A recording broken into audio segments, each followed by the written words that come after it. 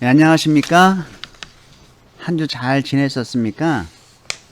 네, 이번 시간에는 7주차 일기시 수업으로서 합리적 의사결정이라는 주제로 학습을 하도록 하겠습니다.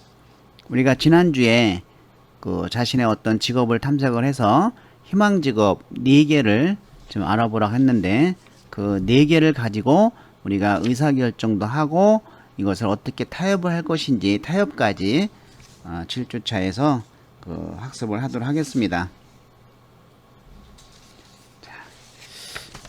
이번 시간에는 나의 어떤 의사결정 유형과 그리고 의사결정의 의미를 이해해 보도록 하겠습니다.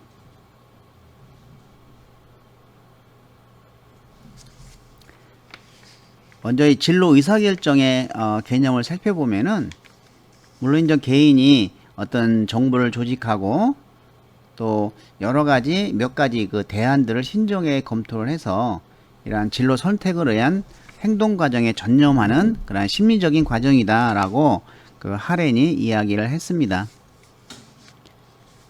이 하렌은 의사결정이 어떤 필요한 과제를 인식하고 그에 반응하는 개인의 특징적 유형, 즉 개인이 의사결정을 내리는 방식이라고 얘기를 하고 있습니다.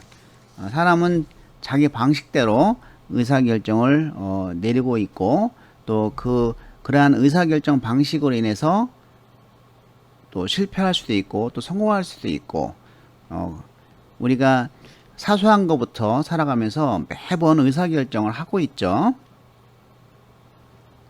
지금도 또 점심때도 의사결정을 하고 있는 거예요. 내가 어떤 걸 먹을까? 다이어트 하기 위해서 뭐 다른 걸 먹어볼까? 아니면 뭐 이런 의사결정을 계속 하고 있죠.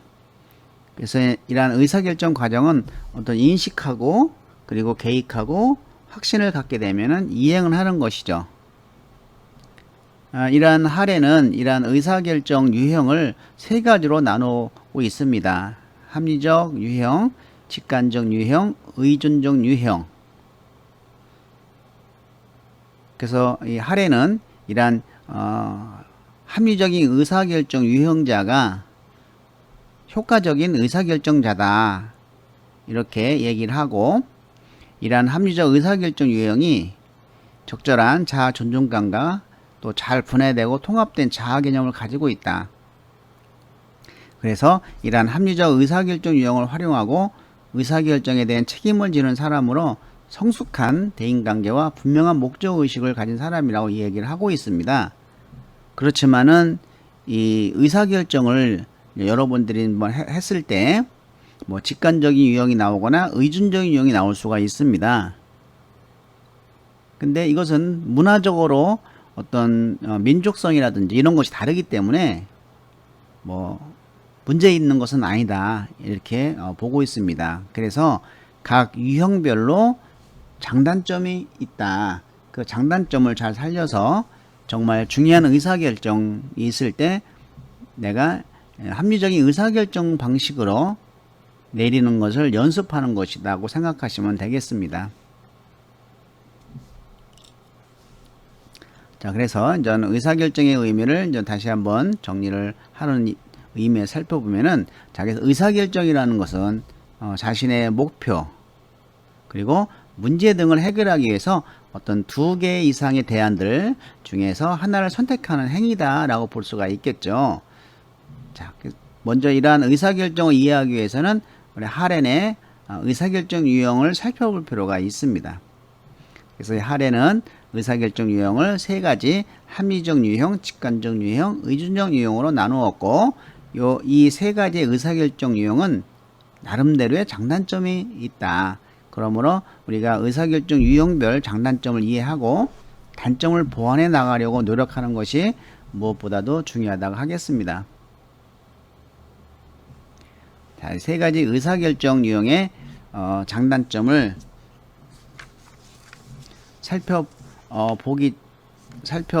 살펴보고 나서 한번 여러분이 검사를 한번 해보도록 하겠습니다.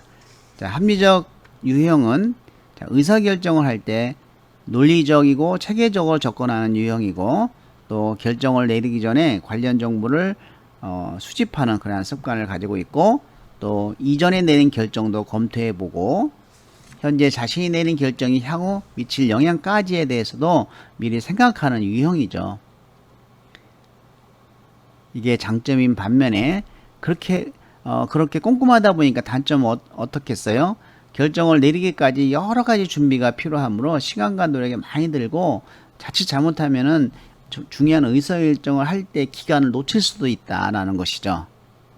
그렇지만은 이 합리적인 의사결정 유형은 자신이 내린 결정에 대한 책임을 집니다.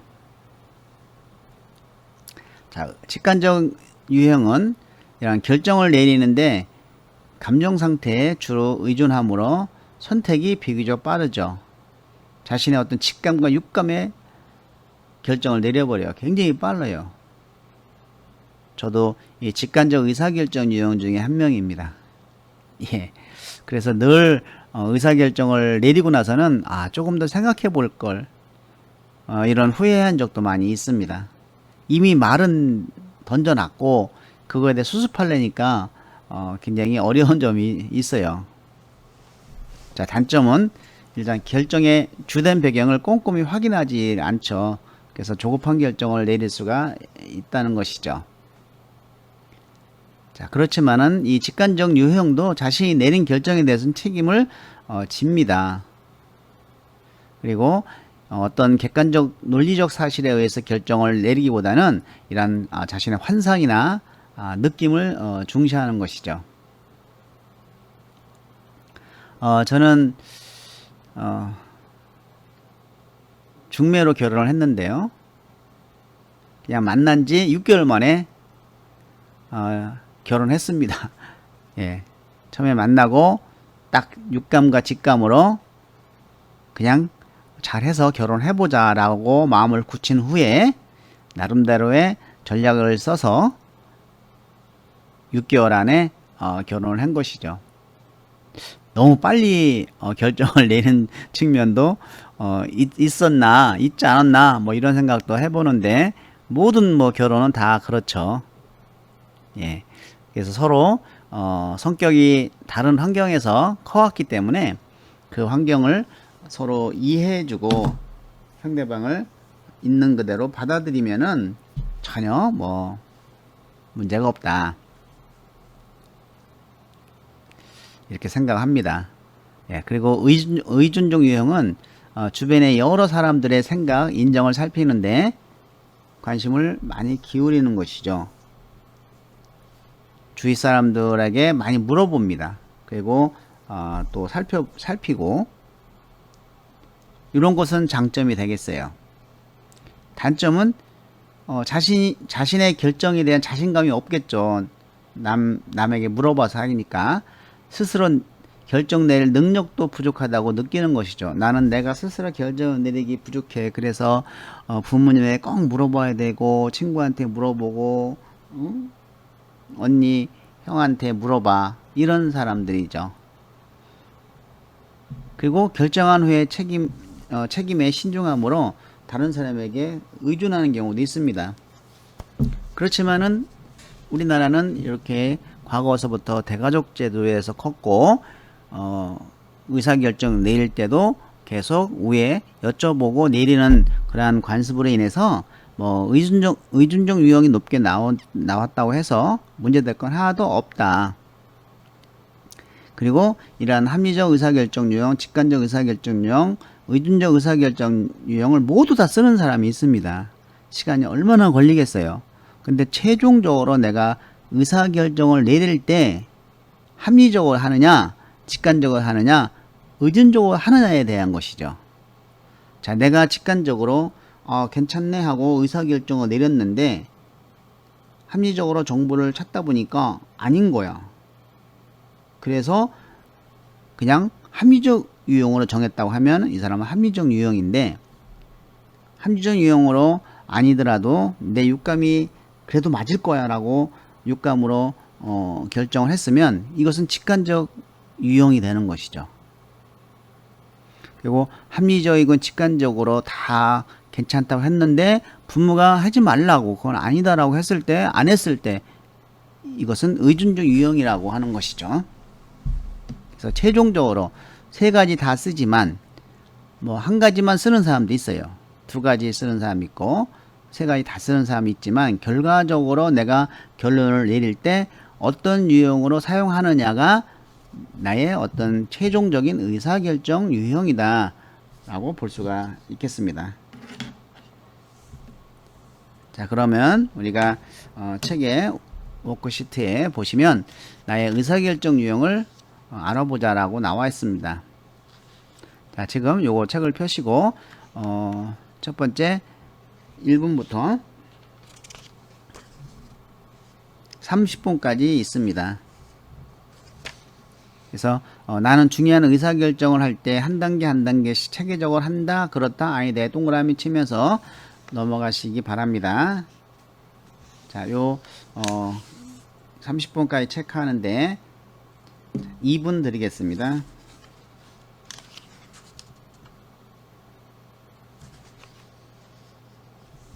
예, 2분은 좀 부족할 것 같아요. 예, 5분 드리겠습니다.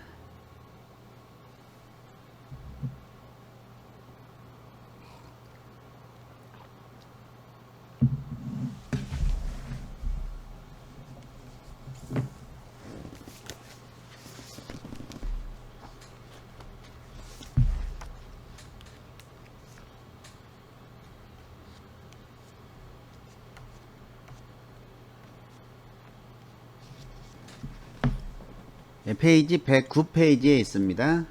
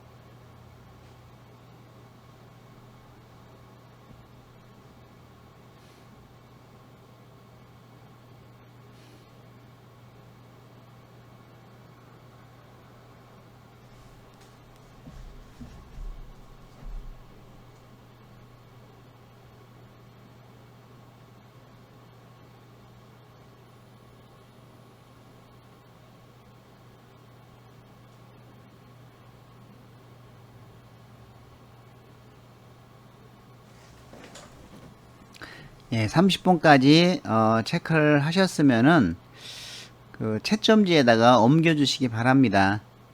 자, 1번, 2번, 4번 이렇게 번호가 순서대로 안 돼 있으니까 그 이 번호를 보고 아니다라고 하는 문항은 빼버리고 그렇다고라고 한 부분만 있으면 동그라미 칩니다. 1번 내가 그렇다라고 했으면 동그라미 치고 3번 아니다라고 했으면 동그라미 치지 않습니다. 자, 5번 그렇다, 뭐 13번 그렇다 이렇게 그렇다라고 한 번호의 문항에 동그라미 치시고 그 역시 두 번째 문항, 세 번째 문항도 같은 방법으로 채점을 해주시기 바랍니다. 그렇다라고 한 번호의 동그라미. 예, 그리고 그 동그라미는 1점씩 더해서 세로로 합계를 써주시면은 여기다가 하나 각각 써주시기 바랍니다. 자, 여기까지 2분 드리겠습니다.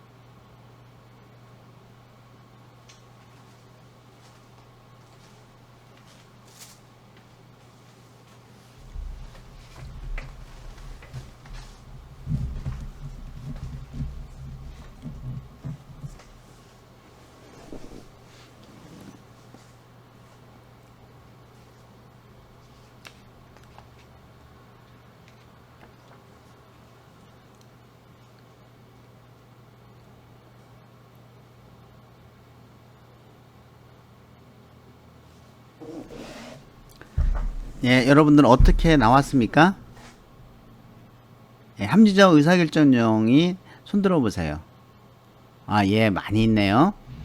10개, 퍼펙트 10개 개수 나온 사람 손 들어보세요. 합리적 의사결정이 10점이다. 예, 지금 손 드신 학생은 결혼을 하려면 빨리 하셔야 돼요. 아니면 이것 나중에 결혼하려고 하면은 이것저것 많이 따져가지고 결혼이 아주 늦든지 못할 수가 있습니다. 예, 많이 따지죠. 꼼꼼하게 체크하고. 그래서 그 자신이 내린 이러한 결정에 대해서 실수는 없지만 너무 재는 수가 있어요. 자, 직관적 의사결정은 손 들어 보세요. 예, 퍼펙트 10개 맞은 사람. 예, 이분은 의사결정에 결정을 해놓고 후회를 많이 하는 사람입니다. 너무 빨리 해요. 이런 유형이 이제는 자신의 어떤 육감이나 그 영감에 의해서 굉장히 결정을 내리기 때문에 의사결정이 굉장히 빠르다. 그래서 합리적 의사결정 유형과 직관적 의사결정 유형이 두 명이 있다 한 교실에, 예를 들어서 친구야. 근데 이제 마침 비가 부슬부슬 내리고 있어요. 우리가 비 올 때 이제 점심시간이 됐어. 자, 그러면 이제 둘이 우리 뭘 먹을까? 점심에 대한 이제 메뉴에 대한 의사결정을 내리잖아요. 자, 이럴 때 직관적 의사결정이 먼저 얘기를 합니다. 자, 이 비 올 때는 뭐니 해도 짬뽕이지. 딱 이렇게 얘기를 한 겁니다. 짜장이나 짬뽕. 국물이 있는 짬뽕. 그러니까 합리적 의사결정 유형은 야 그런 식으로 금방 얘기하면 어떻게 그 짬뽕이 우리 몸에 그렇게 좋은 음식은 아닌 걸로 나는 알아. 야 그러지 말고 우리 백반 먹자. 야 한 번 먹는 거지 어때? 직관적 의사결정 유형과 합리적 의사결정 유형이 이렇게 서로 의견 차이를 보이고 있습니다. 결국은 어떻게 됐을까요?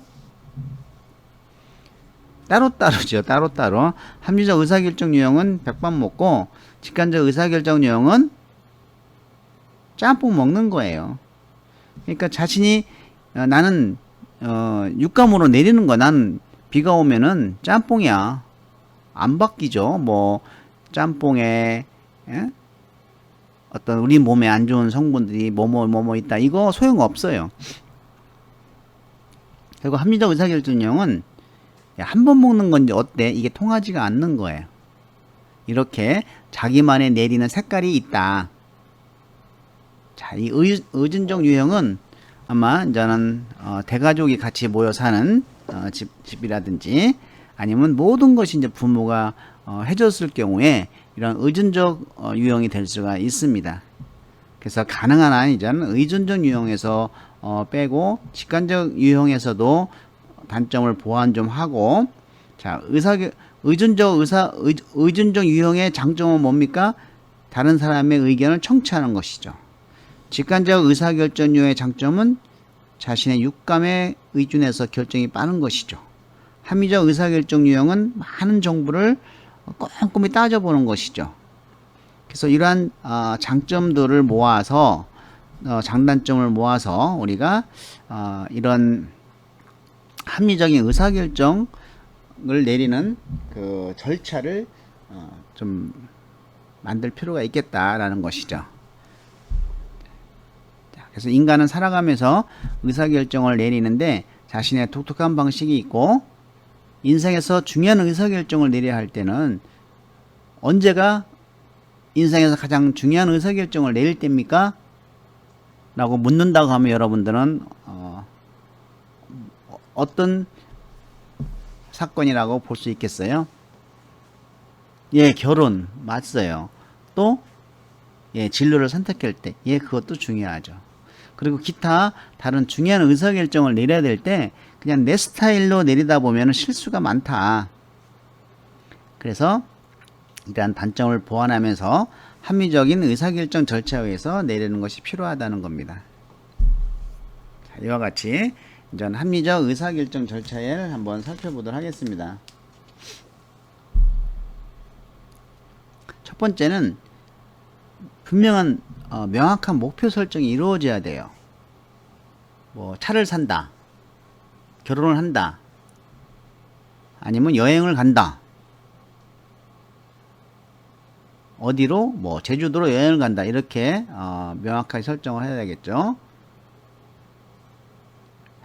그러면은 그 세 개의 주제에 대해서 이러한 관련 정보를 수집을 해야 되겠죠. 관련 정보를 수집을 해서 그럼 몇 개의 대안이 나옵니다. 이 대안을 선정을 하고 그 대안들을 하나하나 비교 평가하는 것이다. 여기서 이제는 진로 타협이라고 하는 것이 나오는 것이죠. 타협이.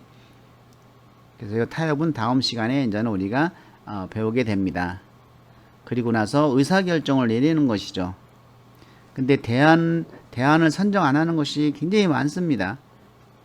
그렇죠? 대안을 선정해서 우리가 직장에서도 이게 비교 견적이라는 거 있어요. 그래서 최소한 두세 군데의 업체의 이력서를 가지고 비교를 해야 된다는 겁니다. 그리고 의사결정을 내리고 이것을 다시 평가 및 재투입을 해야 된다. 만약에 의사결정을 못했으면 어떻게 돼요? 목표 설정이 잘못될 수 있어요. 그래서 다시 명확한 목표 설정으로 가면 된다. 가서 다시 시작을 하는 것이죠. 그래서 이 합리적 의사결정 절차는 첫 번째 목표를 명확히 하고, 문제를 명확히 하고, 목표를 설정하고, 또 목표 설정에 관련된 정보를 수집하고, 대안을 찾고, 비교 평가하고, 가장 높은 점수를 얻은 대안을 선택하는 것이죠. 그리고 평가 및 재투입을 한다.